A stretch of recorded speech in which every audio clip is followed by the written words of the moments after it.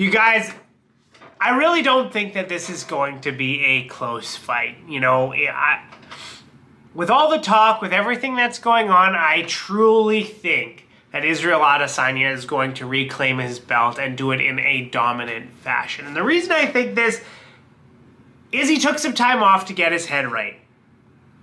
I think the guy that showed up and knocked out Alex Pereira, if that guy shows up again, he's basically unbeatable at middleweight. And the only reason he lost to Sean Strickland was, in my opinion, he didn't take that fight seriously.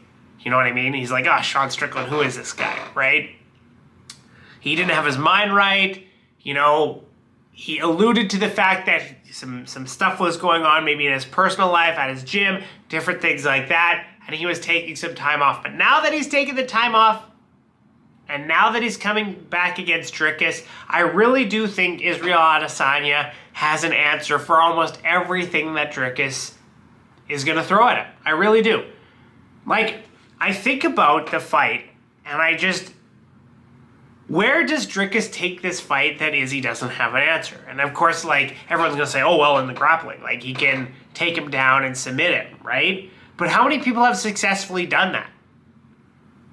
You know?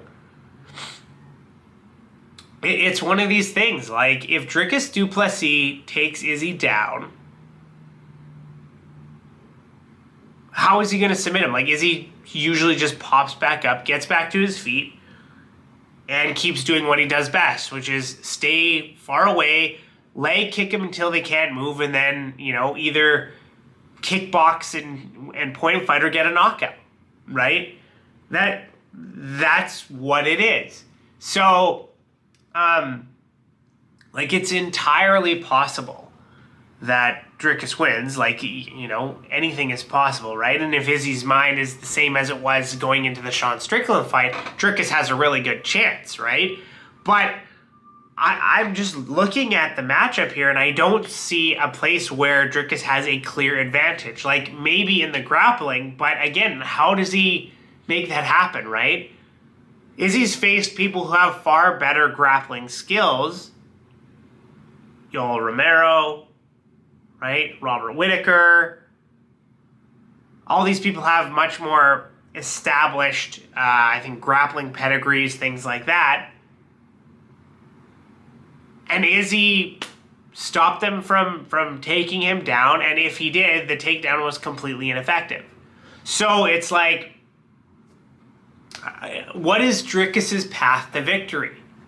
I don't know the answer to that question, right? Like, I don't think he's outstriking Adesanya, right? The one thing I will say is, you know, Izzy is 35 now, right? So, I mean, 170 and below, there is sort of that 35-plus curse. The only guy to break that curse was Bilal Muhammad. But, you know, at 185, 205, heavyweight, that doesn't seem to matter as much. Dricus is the younger fighter. He's the fresher fighter from the looks of it. But if we get anything related to the Izzy that beat Pereira and reclaimed his belt, yeah, I think it's going to be a really, like, it could either be a really long night for Dricus where, you know, Izzy just pieces him up and picks him apart, or it could end in a finish for Izzy, right? Like, that's what I foresee, because the more I think about it, you know, like how is he going to take Izzy down? Is Izzy's take? Let's look at this, actually. I'm going to look at the... I want to kind of compare it to Sean Strickland, right? Because that was a close fight. Same kind of thing, right? Sean Strickland got taken down a couple times by Dricus, but he didn't do anything with it, right? Like, Sean Strickland immediately got back up, and they kept fighting. And although Dricus got the split decision win, a lot of people thought that Sean won that fight. Izzy's the same kind of thing. Like, whenever he's been taken down before, but he gets right back up. With the exception of, like, Jan Blachowicz, where he was actually able to hold him down. But at middleweight, nobody's been able to take him down and hold him down and do anything significant with it, right? So let's take a look at this. Pulling it up right now. Yeah, 78% takedown defense. Like, that's huge. 78% takedown defense. So, he's got really big takedown defense. 48% striking accuracy. 14% takedown accuracy.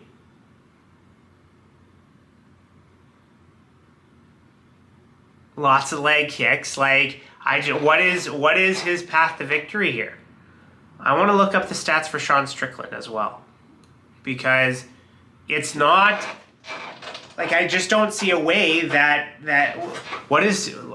Let me go and look at what Dricus's takedown accuracy is, because it's interesting. So, 52% takedown accuracy. 50% striking accuracy. That's not bad. 40% takedown defense. So, Izzy on the takedown defense, he's even better. His takedown accuracy is pretty good, but it's not that good. So, like, once again, how does Dricus win this fight? Like, again, anything can happen, right? It's one of these things that I don't see a path to victory for him. And he doesn't do any leg kicks, nothing to the body. It's all headshots, like 65%. So, I mean, then it would seem that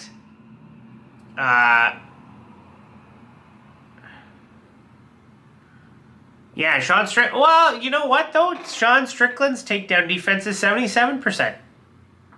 So his takedown defense is slightly higher than Izzy's, and yet Dricus was able to take him down a few times. But he was able to pop right back. So it's probably going to be the same kind of thing, right? He would shoot for a takedown, Izzy pops right back up. So that's the way it looks right now. Is that, yeah, I don't see a way that Dricus, like, I just don't see a path to victory skill-wise for Dricus to win this fight. Now, that being said, he can, right? Anything's possible. Stats don't mean everything, but I just think that Izzy's gonna, like, if we get Izzy with his mind right, it's gonna be a tough night for Dricus, and I think Izzy's gonna win his belt back. Let me know what you guys think in the comments, and if you wouldn't mind, hit the like and subscribe button. Helps the YouTube algorithm. Helps grow the channel.